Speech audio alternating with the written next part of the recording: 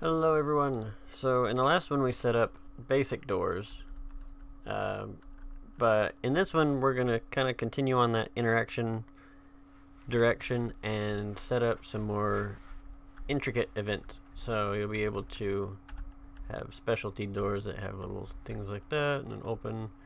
But these are just rough examples that I put together. These are using Sequencer, and it's a great way to add a lot of really cool interactive elements to your levels. So let's jump over and take a look at how we can do that. So I'm back in our project. Haven't done anything in this one yet. So let's jump into our interaction folder. And I'm going to right click and create a new folder. This will be our sequencer events. Double click, open that up. And first we need a switch, something we can interact with in order to trigger these events to happen. So I'm going to create a blueprint actor, BP underscore sequence switch. And I'm going to double click and open that up. Oh, it opened over here.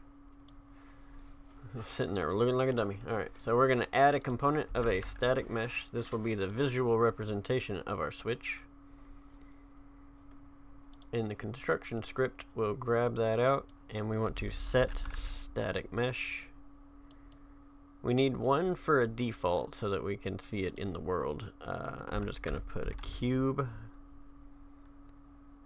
This 100 by 100, this cube one, that'll work for now.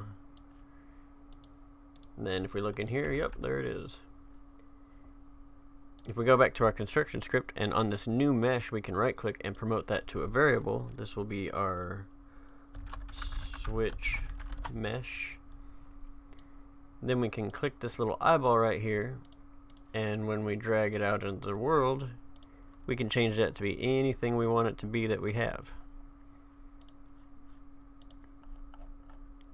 So it can be reusable, and you can just have basically whatever you want here. I'm just going to reset it back to default for now. Now we're going to need to add our interaction interface. So let's get our interact interface and we'll add it to it.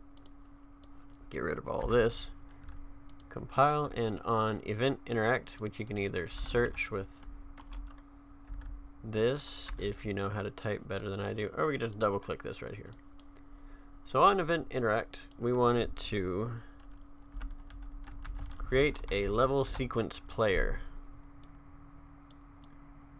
which actually we're not going to hook that up just yet. We're going to do this over here so that we can add in our little checks and balances over here. So the level sequence, we will right click, promote that to a variable, sequence to play, and also tick mark that little eyeball. Then we can grab out our sequence to play, right click, and convert it to a validated get, just to make sure that it currently has one established before we try to send it through and do its thing. Now we're not going to hook this up just yet, because once we create the level sequence player from this out actor, we can promote that to a variable, call it sequencer reference, and we'll need this in case we decide to make this reversible. We can just use this. So if it's valid, then we want to get our sequencer reference, convert that to a validated get, and if it's not valid, then we feed into our create level sequence player. If it is valid, then we can just right from here type in play sequence player, just like that. Clean it up and tidy it up a little bit.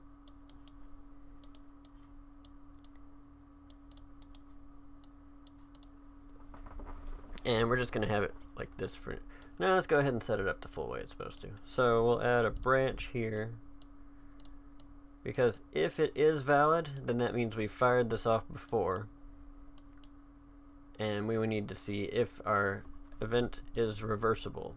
But we first need to see which position it's in, so we're going to need two branches. So from this condition, we'll right click and promote it to a variable called bPlayed. Basically, has this event played its forward route first? If not, then we are going to play it. And after the play, then we will set that played is true. If it has played, we need to see if this one is reversible, because there'd be some of them you might want to be able to be reversed, some of them might not. So we'll add another branch on the true side, untick that, right click, promote to variable, be reversible. Now this reversible switch will also tick the little eyeball just to see. The played we don't need because that's strictly inside information. Some of them will need to be edited in the level itself, that's why you want to know. So if it's reversible, then we want to get our sequencer ref, and we are going to play reverse.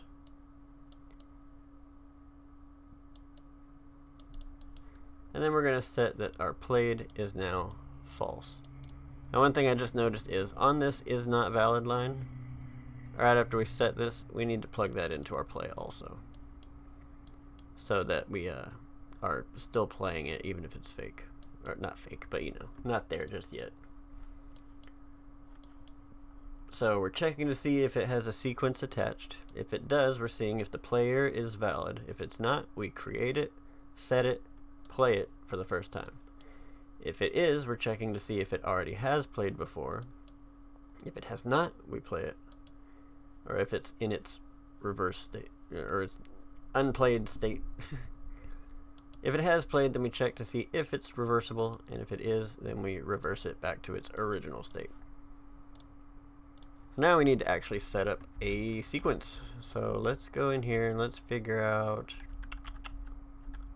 I'm just going to put like a little door right here, I guess. It'll be just something kind of somewhat basic, but it'll be cool. We'll make it a more interesting door, so it'll be like 3 doors that descend in sequence. So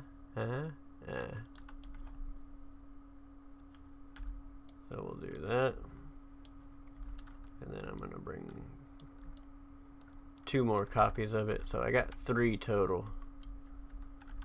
I'm just going to go above, and I'm just going to H. I'm not deleting, I'm tapping H on the keyboard and it hides it. See the little... This will let us kind of view it a little bit better. So once we have those in place, we can go to this little movie clacker thing, you know, and we'll add a level sequence. Gonna go to our interaction sequencer events, and this will be demo door. We'll just call it whatever you want to call it. You'll be able to use this for a number of things. It is infinitely useful. Basically anything you can animate, anything you want to animate, you'll be able to do it with a sequencer. So now that we are inside our sequencer, let's select all 3 of the doorways, and we can add actor to sequencer current selection, and then that gives us this little timeline. If you're not a fan of the frames, like I'm not very much a fan of this where it says 0 and 15 and all that, it doesn't really tell me how much time it takes to get in between. So I know 30 frames per second, 15, that's like half a second, 1 second, etc. But if you right click, you can, or if you click this little drop down, if you prefer, you can go to show time as seconds, and then I like this better personally, but to each their own. So it automatically comes with the transform attached, but if you click this plus sign, it gives you all kinds of stuff. We're even going to set it up to where it'll have event triggers, so we'll be able to communicate with blueprints from sequence. In the next one, we're going to set up a more intricate one to where you have to unlock 3 switches in order to lower all 3 bars on a door, and then the door itself will automatically open. But for now, this is just to get the basics of it. So we are just going to be using the transform on this one. But look at all this. You got audio events, pathing. I don't even know what most of this does. But it's infinitely useful, trust me. So we're going to add a key to the beginning of each one, because if we go forward and then we start trying to move it, that's where it'll start from. So you want to establish its start point with a key. And then let's go forward 1 second, and we'll select our very first one. And we will drag it down. Come on, go all the way down. There we go. Let's set that to 5, and we'll drop it just a little bit below so it doesn't have that Z fighting. And then we'll add a key, and then we're going to add a key on each other one also, so that just that first one moves.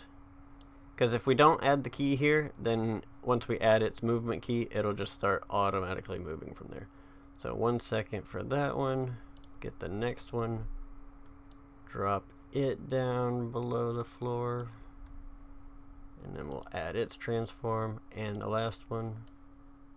So you can see now it's going to start moving that way. If you want to, you can add a transform for this one, but since it doesn't have one after this, it doesn't particularly matter. Then at the 3 second mark, grab our last one, move it down. Bam. So now we got a little descending doorway. Let's take a look and see how it looks in game. Or how it's going to look in game. Now, since it's a 3 second animation, we can grab this little red bar, bring it back to 3. And one key thing that you will have to do is when you're doing transforms with animations or with sequencers, right here on the key on the transform line, right click, and under properties, when finished, right now it says it's set to restore state. So basically once the animation finishes, these doors would go right back up. But if we go to properties, when finished, keep state, then it will register its last state. So if it's under the ground, once the sequencer is done playing, it'll stay under the ground. But we'll need to do that for each key. So right click, properties, project, keep state under when finished. Right click, properties, keep state. And you're not clicking on this gray bar because it doesn't do anything. You want this transform line, keep state. Now let's save that. And let us close sequencer. Then we will, let's grab our little switch right here. And we'll move it over a little bit closer. Pick it up, put it on the wall. Like a little tech panel or something. And then for the sequence to play, we'll just do that demo door. And just for fun, we'll make it reversible. So now if we jump in, I should be able to run over to it. Helps if we go to our sequence switch on the static mesh and change it to be interactable. If that makes sense. So since we're setting up the object type, we need to make sure that its object type is interactable.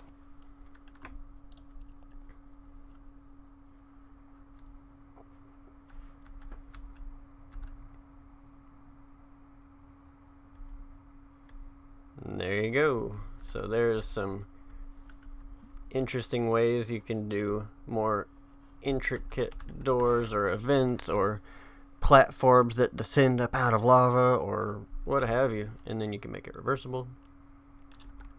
And it also works, so let's just open this sequence back up, and we'll position this to be right about here. And if we add a camera track, it's clipping through, I think.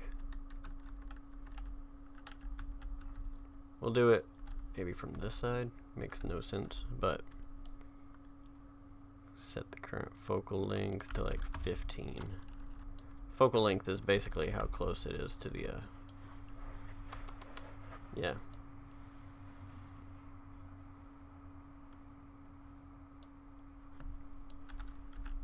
So you can adjust your camera settings, so crop settings. Let's say I want it to have that kind of cinematic look. Where is it? Yeah, kind of like that. We'll do that. And then if your sequencer has cameras attached, it'll automatically use those. So we jump back in. Oh, let's save the sequence and close it. Then we'll jump back in. Oreo, are you okay? Goodness. She fell asleep and rolled out like a log.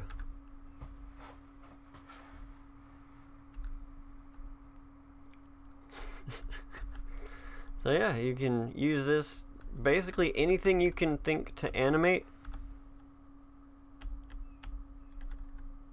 you can do. And you can use them in, you can have a bunch of them set up to interact with each other. In the next one we'll go over how to make it to where every time, like we'll have a door like this and it'll have 3 bars, and then each bar, once it's lowered, will communicate with the main door and tell it I've unlocked, and it'll check to see how many locks it still needs, and once the last one's done, then that last sequence will automatically play. But hope y'all found this interesting. I will see y'all in the next one. Bye.